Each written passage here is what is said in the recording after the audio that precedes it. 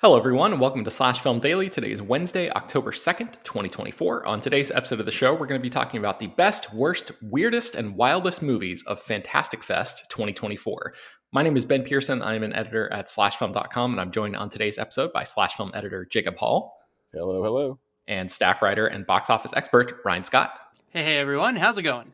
All right, guys. So you just finished up Fantastic Fest 2024. I guess it ended a few days ago by the time we're recording this. I've been out on vacation, but I wanted to come back and jump back into the fold here and just talk to you guys about these movies that you saw, because Fantastic Fest is, it's widely known as being maybe the most extreme genre film festival in the United States. Jacob, do you think that's fair?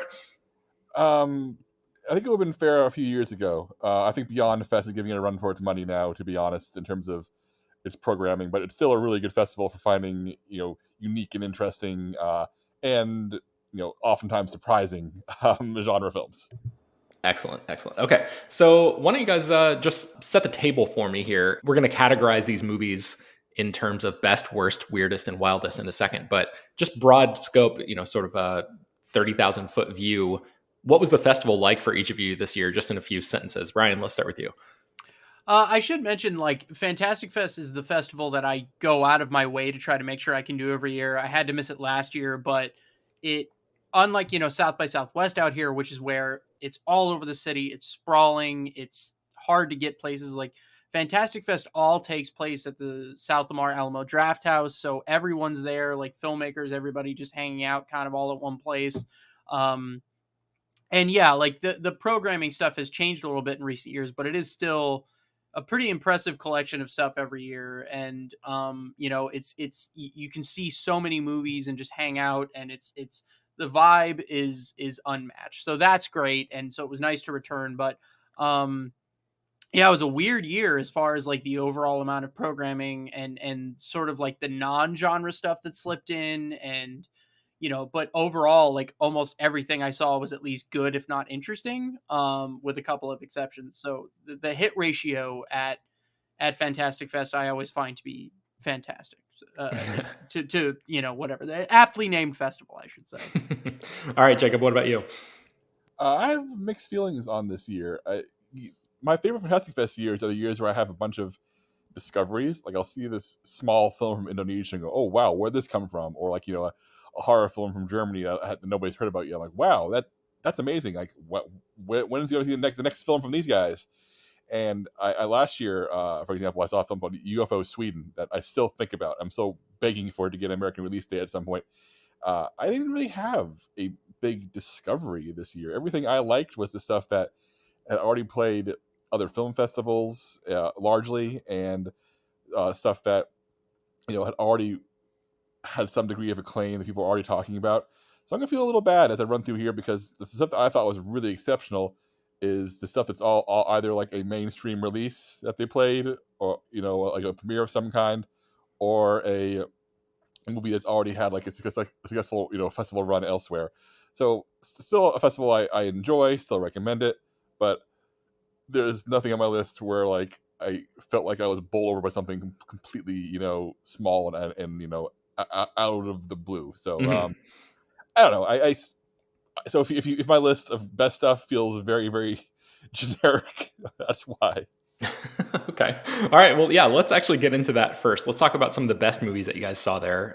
Ryan, I'm sure you have a few written down. Oh yeah. So to Jacob's point, some of these are some of the bigger ones, but I can't help. What's good is good. I'll start out, Ben, because you've been talking about it all year on this podcast. I saw The Remarkable Life of Evelyn, and oh my God, it is one of the best documentaries I've seen in my entire life. Two movies made me cry to the point where I gave myself a headache. This is one of them. Just astonishingly beautiful human story. And it will be coming to Netflix, but I can't begin to recommend this one enough. It's best left a little unsaid, but basically about a kid who had this muscle disorder, and his family sort of discovers after his passing that he had this whole second life in World of Warcraft. And it's just, again, like it leaves you feeling full of life. It is just a beautiful, beautiful story. And Ben's recommendation throughout the year on this podcast about that movie could not have been more apt. Um, Yeah, I previously referred to it as Evelyn, and they've changed the title to now The Remarkable Life of Evelyn. So just making sure that people have that proper title on their radars now that that's been updated. So keep an eye out for on Netflix for that one. Yeah, for sure. And even like the title card when they did the movie was just still Evelyn. So like I think they only recently decided to change it, but I so rarely do I feel like I can recommend a movie to pretty much everybody, but it is one of those like everybody can watch this movie. Yeah. On a similar note, and to Jacob's point about something that's kind of like already out and a big deal, but The Wild Robot blew me away like well beyond expectations. Like I saw all the reviews leading up to it and I was like, it can't possibly be this good. And it is absolutely that good, to the point where, with some trepidation, but also confidence, I gave it a 10 out of 10 review. The Wild Robot is a perfect movie within the realm of what it is trying to do. Again, cried myself silly, but director Chris Sanders deserves to be in the Best Director Oscar race this year. I firmly believe that. The movie is an absolute masterpiece. It's really good. It's really, really good. I want to jump in here real quick, Ryan, because this is one of the few films we're discussing today that is currently in theaters. It's played, a week before it opened in wide release at Fantastic Fest, and it is just a great freaking science fiction movie and a great family movie. It really does feel like WALL-E meets Miyazaki is kind of like the tone I'll pitch for it, but it really is doing its own thing. It really is like when Ryan asked if he can give it a 10 out of 10 because he wanted to get editorial approval before he made that call.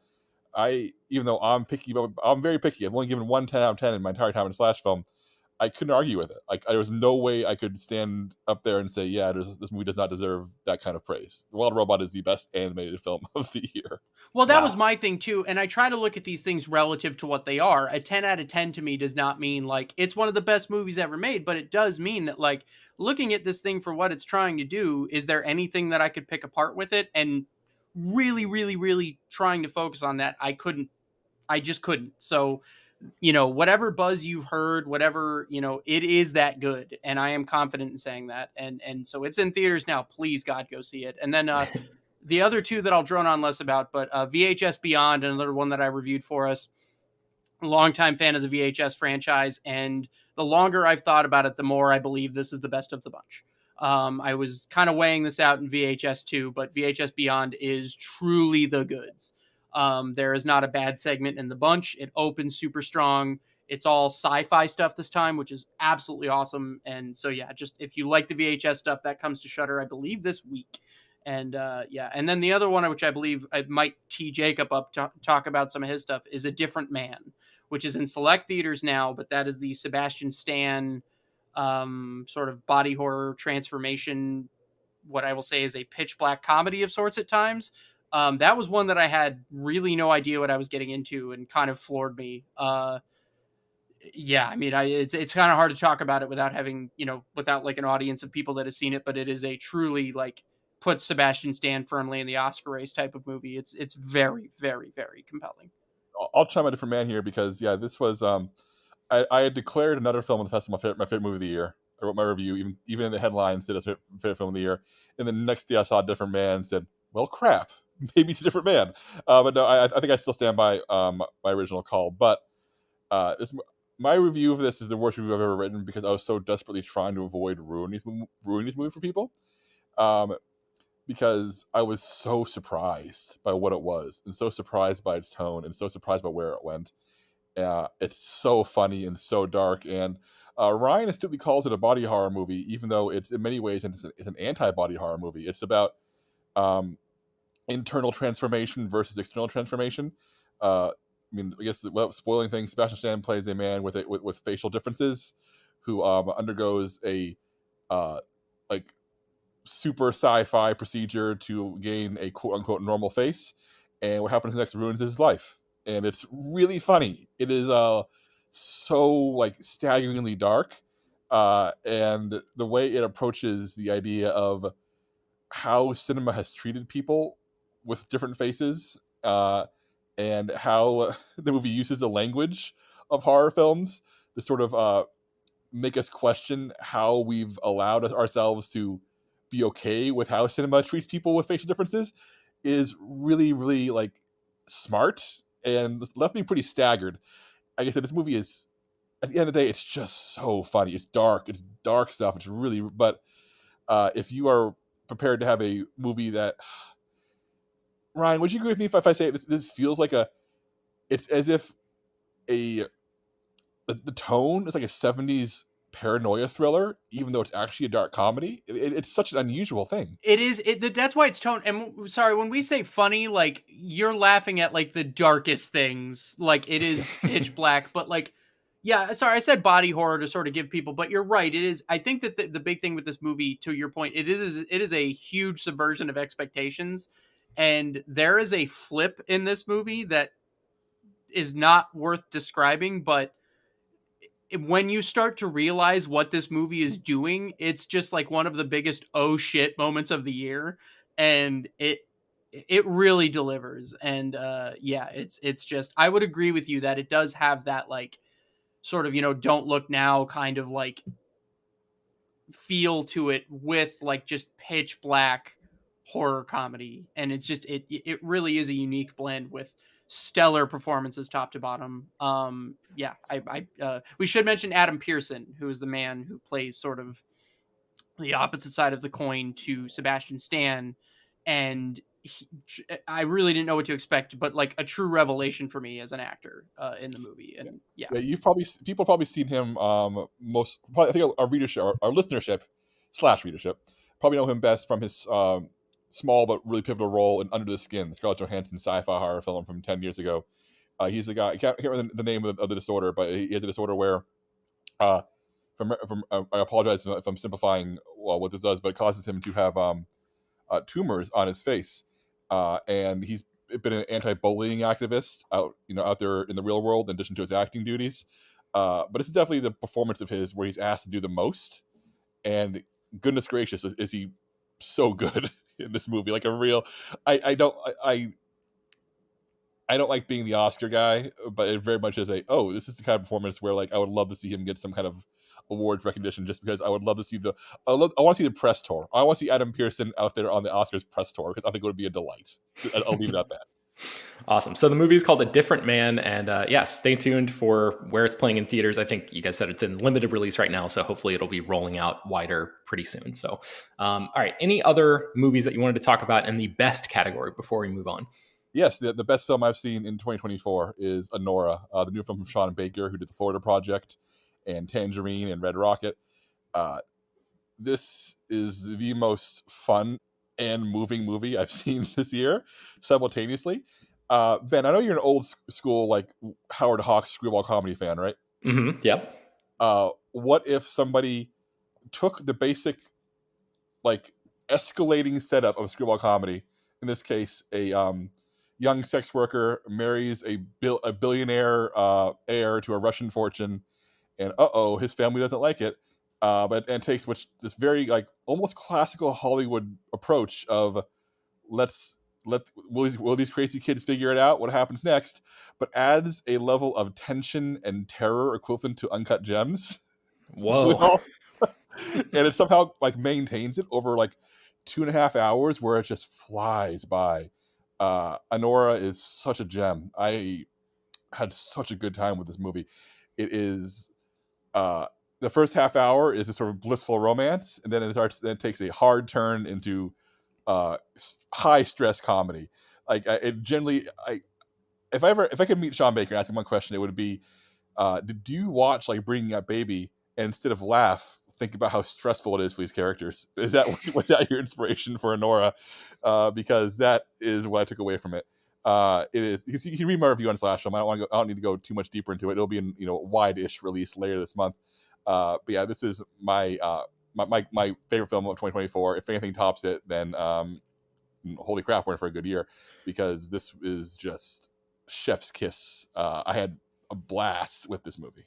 Yeah, this is one of those ones for me where I liked it, but everyone was walking out like their lives had changed. Then I was like, okay, like I liked it, but yeah, this is one of the ones where I felt a little bit on the outside of what everybody else had sort of experienced. But it is good.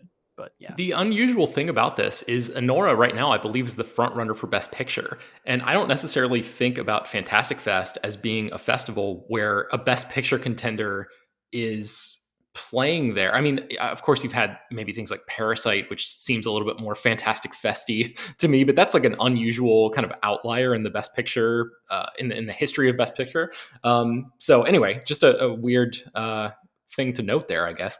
Like, Anora does not seem to me like a high genre movie, but because I always, I guess, associate Fantastic Fest with like extremity and gore and like extreme weirdness and kind of just like filmmakers really swinging for the fences and yeah, hardcore sci-fi and horror and stuff like that. But Jacob's description of it being a screwball version of Uncut Gems does not really strike me as like the type of genres that Fantastic Fest typically embraces, but yeah, just a cool choice there. So. Yeah, it's a little atypical of that, but I will say this, and please go back to the audio. If Anora wins Best Picture, I'll eat my hat. I would be shocked if this wins Best Picture.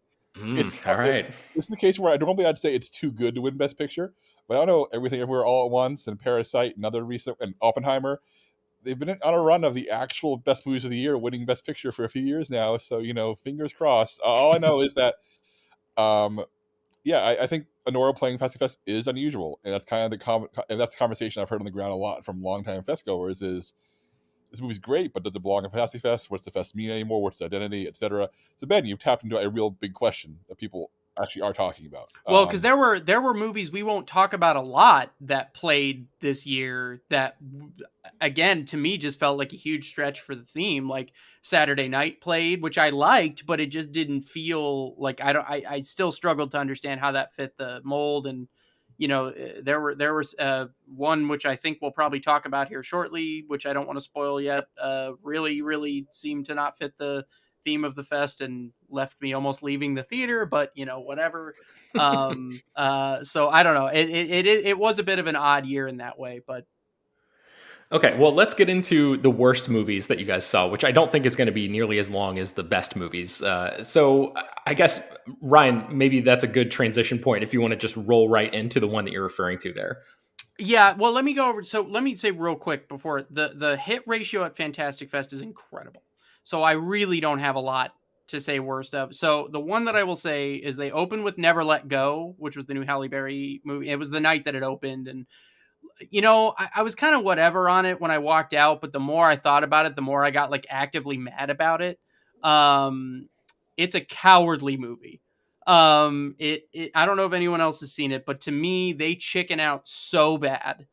They have a very interesting idea, and you can almost see when the studio goes, "We can't do this," and they cowardly bail out. And the more I thought about it, the more I got like actively upset at what the movie did. So I love Alexandra Aja.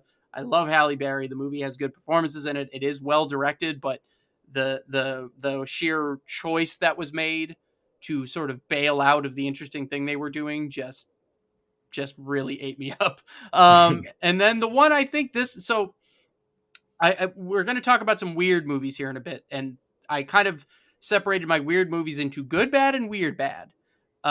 This is bad, weird, and it is Better Man, which is a musical biopic about a British UK pop star where he is portrayed as a monkey the entire time, and that is never addressed by anyone in the entire movie.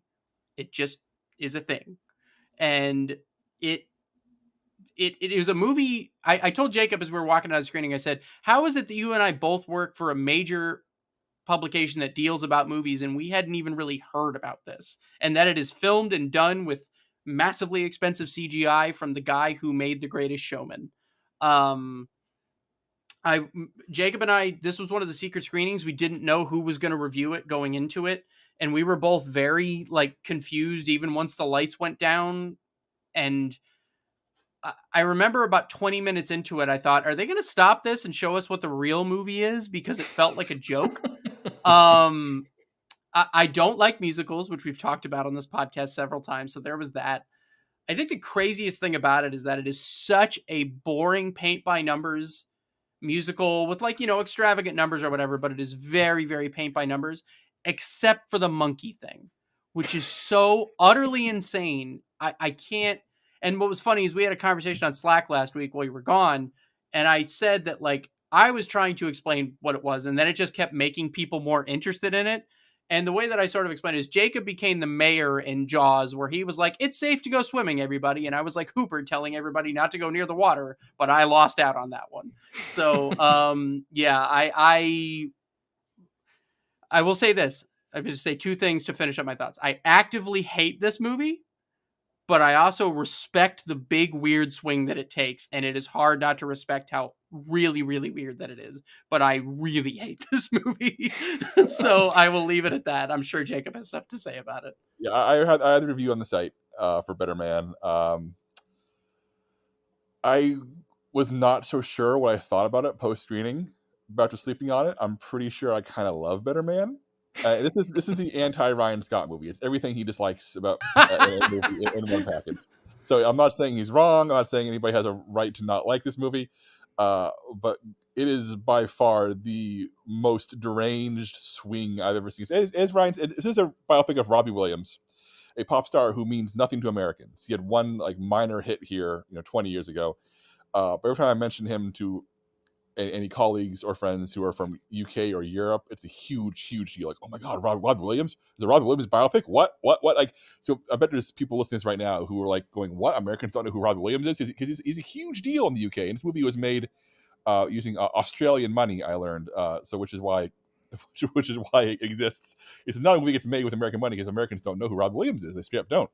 But yeah, it is if you break it down beat by beat, it's a very traditional biopic. A rise and fall and rise again, comes from nothing, sudden stardom, big hits, turmoil, drugs, rehab, the comeback. It's the walk the line, Ray, walk hard template. It is all of those things. But inspired by an actual quote from Robbie Williams, who said that he felt like a dancing monkey for most of his career, Michael Gracie, the director of Greatest Showman, making this, chooses to make Robbie Williams a CGI chimpanzee throughout the entire movie, played by a motion capture performer, voiced by Williams himself.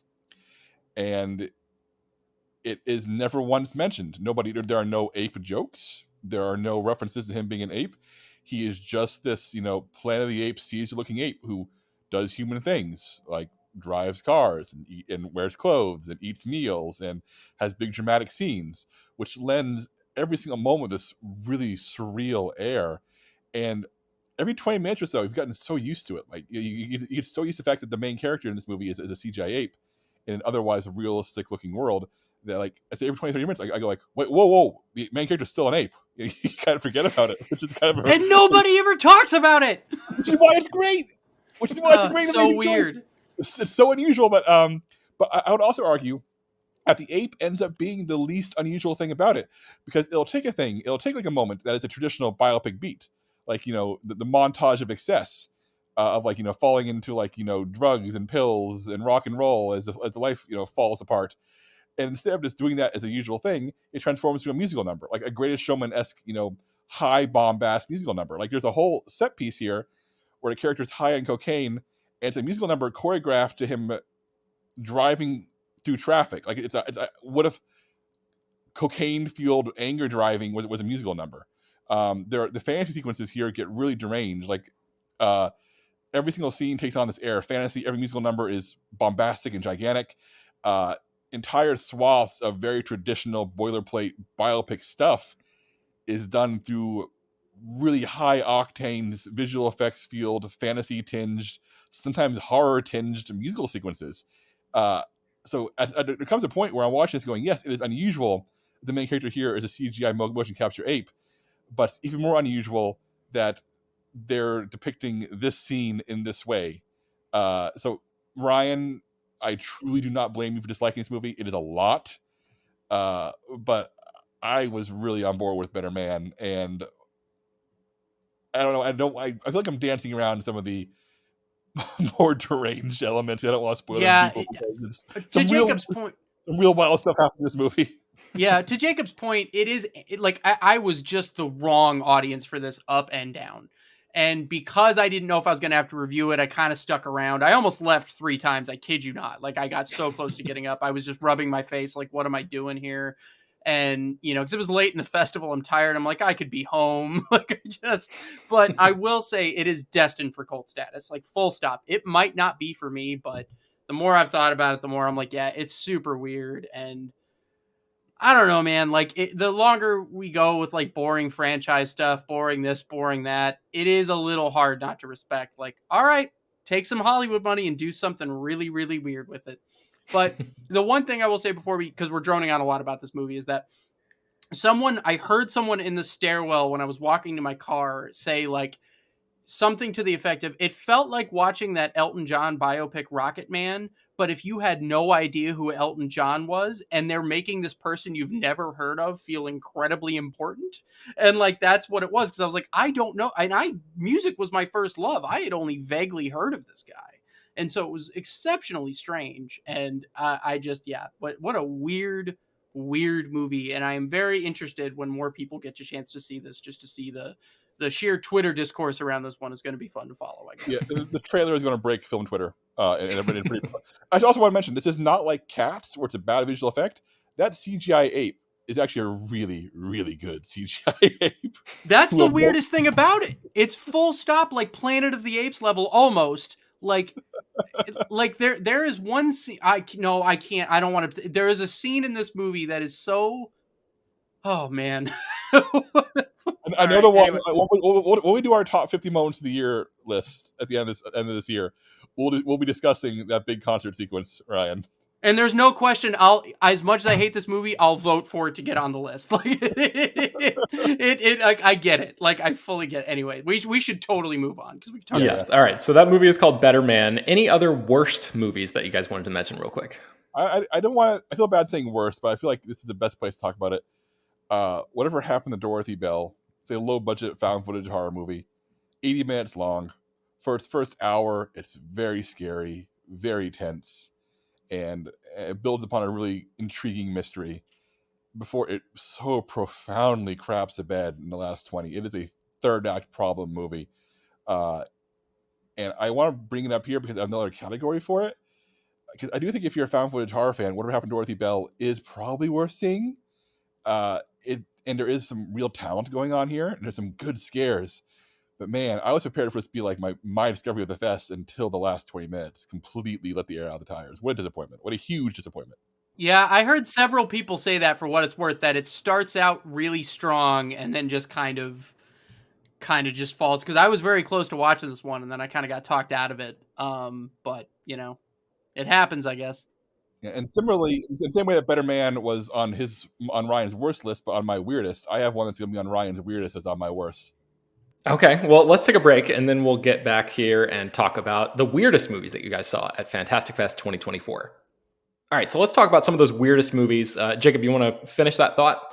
Yeah, so if Better Man like straddled 2 lists, Ryan's worst and my weirdest, this one I think straddles worst for me and weirdest for Ryan. That's Getaway. It's a film written and starring Nick Frost from Shaun of the Dead fame. I want to be very careful here. I'll say it's about a UK family who goes to a Swedish island on vacation and uncovers a horror comedy situation. And I'll leave it there, but I think that the ultimate revelation of this film, which comes late, is one of the most inspired things I've seen in a long time. And the journey to get to that revelation is so arduous and so unfunny and so tedious, I find it impossible to recommend. Ryan, you want to respond to that? I just didn't have the same experience with the first part of the film. I enjoyed it just fine. But then, as Jacob is referring to, it definitely does something. And I wrote a whole thing about this, that this is a movie that I recommend to people who like stuff like Shaun of the Dead, like horror comedies and stuff, who like Nick Frost. But you just have to avoid spoilers, because if you get things spoiled, the experience is gonna be just not worthwhile. So I haven't seen the trailer for this one yet. I know it dropped. I'm a little I have to imagine that IFC and Shudder know they can't give it away. But I fell on the other side of this where I came out of it really enjoying it. And even Jacob had kind of warned me. It was like, he's like, you can miss it. And then I went and saw it anyway. And I ended up coming out of it thinking like, okay, wow, this is really, really enjoyable and fun. But yeah, so, I mean, it is gonna, I mean, I can't like rightfully sit here and tell you like it's as good as Shaun of the Dead or something, but it does scratch a sort of similar part of my brain. And I would recommend this, and it'll be in theaters in December, and then it goes to Shudder a little later. But all I can say is that if you're at all interested in the, one half of, the Hot Fuzz Shaun of the Dead duo doing a slasher horror comedy, cool, get this on your radar, avoid spoilers at all costs. And it's called Getaway, is that right? It is called Getaway. It was originally supposed to be called Svalta, which was the name of like this island that they go to in Sweden, but I guess they wanted a more like, kind of audience-friendly title. Mm-hmm. Yeah, so. Okay, so Jacob, what other movies did you want to talk about in terms of the weirdest category of stuff you saw? This is maybe not the weirdest film. My weirdest list is a little slim this year, but I want to bring it up because I think it has a cool presentation and an odd presentation. This is the life and deaths of Christopher Lee. Which is a documentary about the life of Christopher Lee, the famed actor, best known for the first half of his career playing horror roles in Hammer horror films like Dracula and Frankenstein, and then had that late career resurgence where he starred as Saruman in Lord of the Rings and Count Dooku in Star Wars. And this documentary is it's the kind of thing that if you are a fan of making of docs or Hollywood history docs or film history docs, this is worth watching very much. It has the issue where the first half's better than the second half, because in the first half everybody's honest about their long dead collaborators and who they loved and they hated, and in the back half it's just a lot of, well, Peter Jackson's still alive, so I can't say anything bad about that. But what makes it unique is that the film is narrated by a marionette of Christopher Lee talking directly to the audience, so everything is done in first person with a voice supplied by actor Peter Serafinowicz, doing a really, really good Christopher Lee impersonation. So it's, I just thought it was a really unique choice and gave it like just enough of a weird edge to help it stand out. So even though I wish the back half was as honest and as forthright as the front half, every few minutes we cut to a marionette of Christopher Lee talking to the audience and explaining his personal feelings on the matter. And I thought that was a unique, fun way to spice up the traditional biographical documentary like this. So I don't know when or if this one will be available for streaming. I imagine it will be at some point. But it's the life and deaths of Christopher Lee, and if you're a fan of good acting and genre stuff in general, it's a fun watch.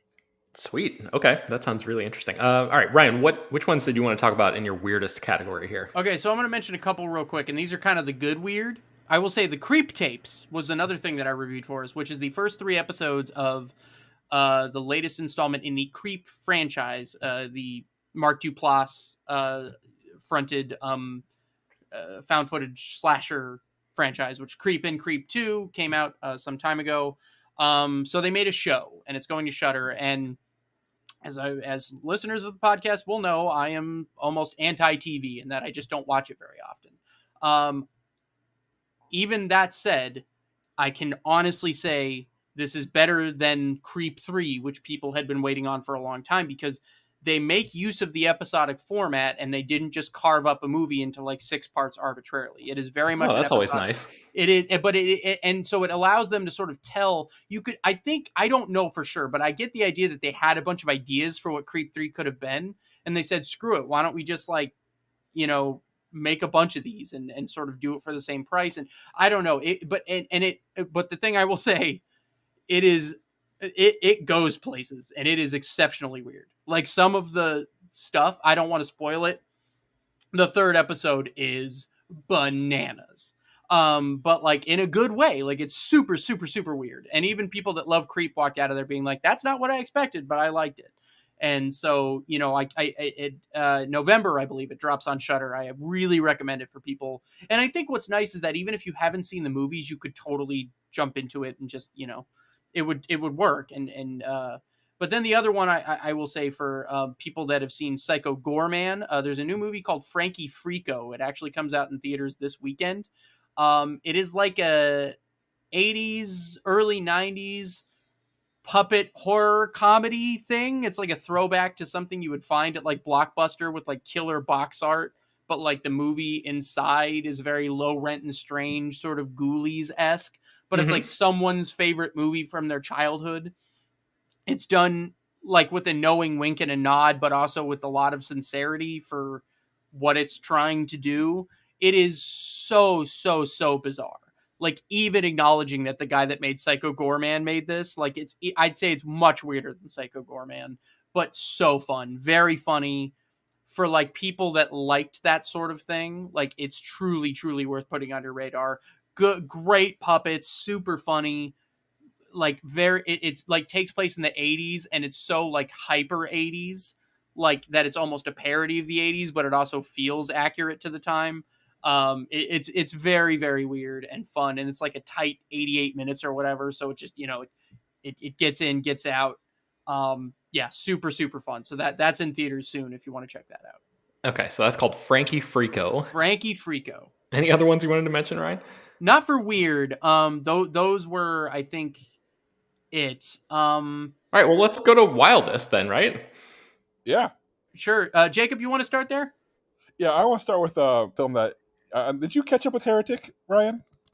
Were you there for that? I did not get to go to Heretic. I had a personal matter I had to attend to that night, so you ended up taking Heretic. I desperately wanted to see Heretic, though, and I'm so sad I had to miss it. I think Heretic's going to be a film you really like. This is the new A24 horror film from Scott Beck and Brian Woods, who previously wrote The First Quiet Place and directed Haunt and the Adam Driver dinosaur movie 65. I think these guys are terrific. As I noted in my review, they make the best 8 out of 10 movies of anybody out there. Like, if on the scale of like the best 8 out of 10 movies, they make 10 out of 10 8 out of 10 movies. Is kind of the joke I kept on making, but I stand by it. I think these guys think very strongly of the audience, and they think, how do I send the audience out buzzing? How do I deliver a good time? And like, compared to other A24 horror movies, like for example, Hereditary, which probably the scariest, most intense film in the past 5, 6, 7 years, but it's not a good time of the movies. Whereas Heretic has a lot of the A24 horror movie tropes going on, but Beck and Woods, just their instinct, it's the Christopher McQuarrie thing of, are you pleasing your audience? And I think that they think about that at all times, which leads Heretic to be an A24 horror movie that's also a crowd pleaser, which I think may be a first. If you've seen the trailer for this, basic premise, which is that two Mormon missionaries, played really well by Sophie Thatcher and Chloe East, probably my two favorite horror heroes since the first Conjuring movie, visit the home of a mysterious older man played by Hugh Grant. Hugh Grant doing, like, once again, deep in his character actor phase, doing incredible work here.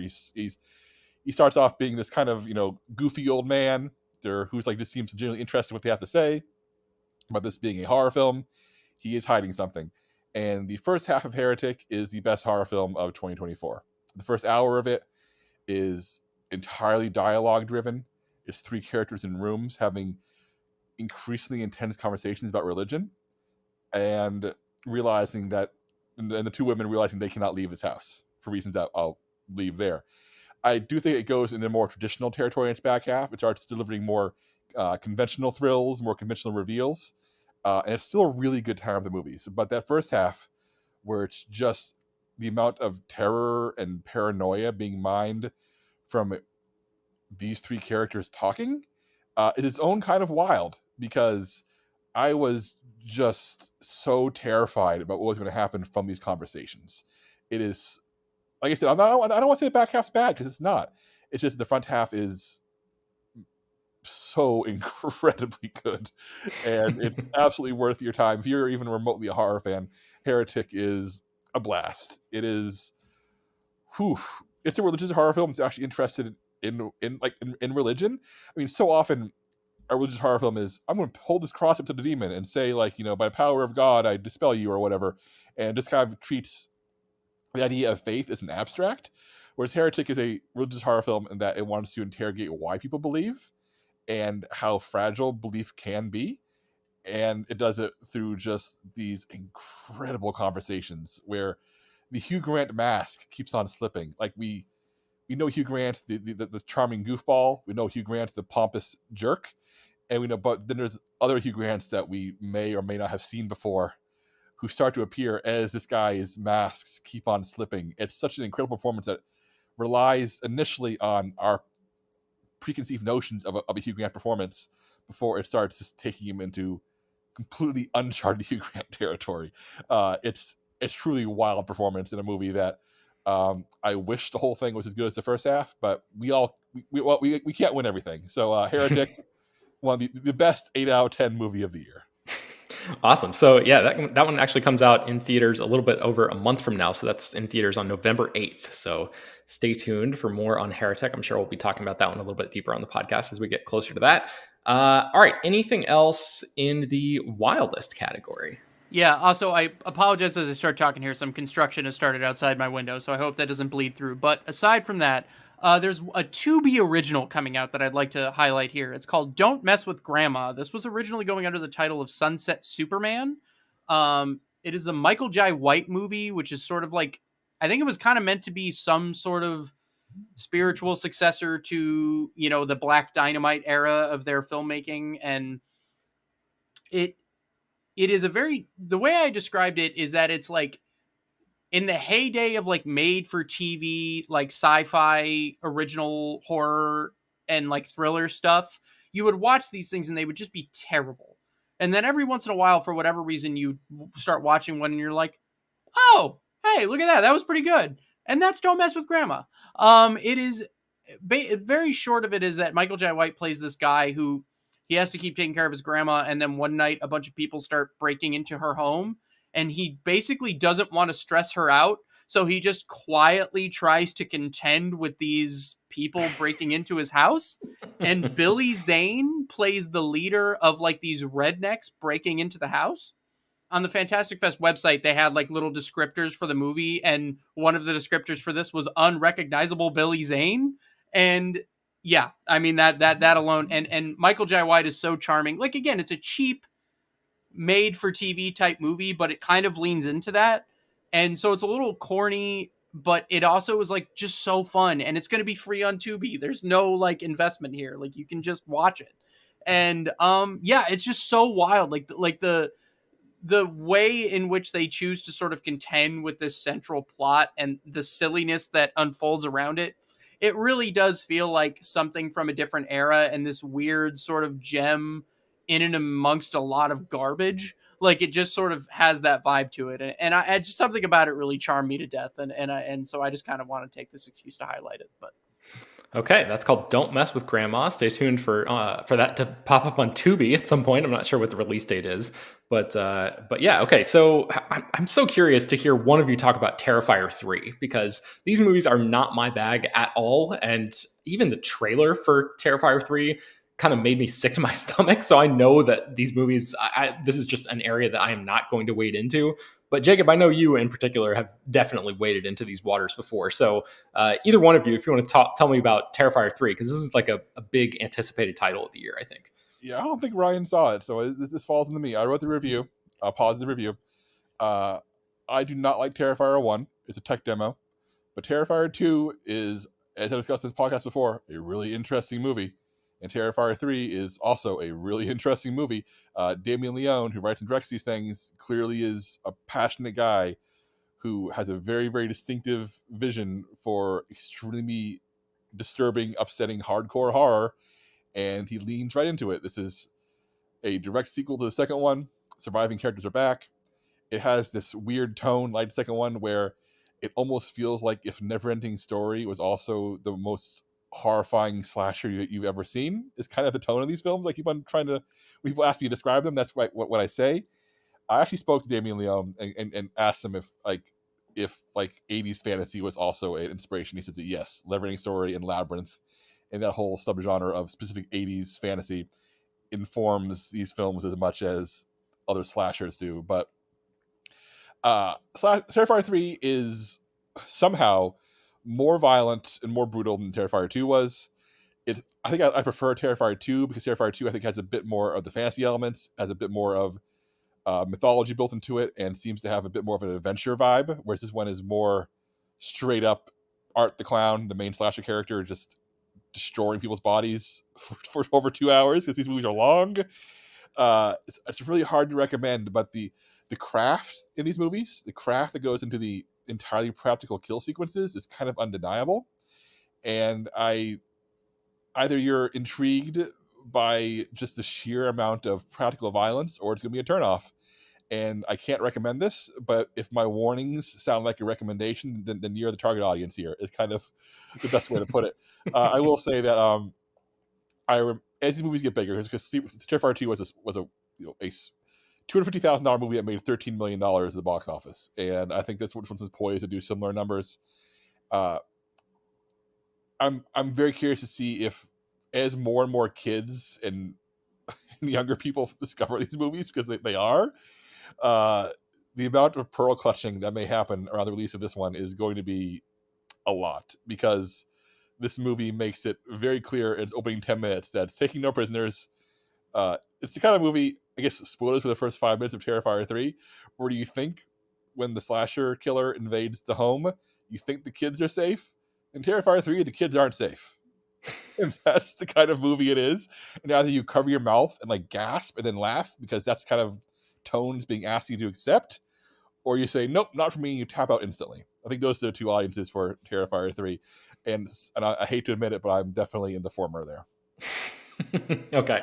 All right. I'm trying to think if there's anything else. I've compiled a list of most of the reviews that guys wrote that I put in the show notes here. So people can, and I encourage people to do this, just click through and read the full reviews to get more information about all these movies and more detailed analysis and thoughts and stuff like that. But does anybody have anything else that they want to mention in the wildest category?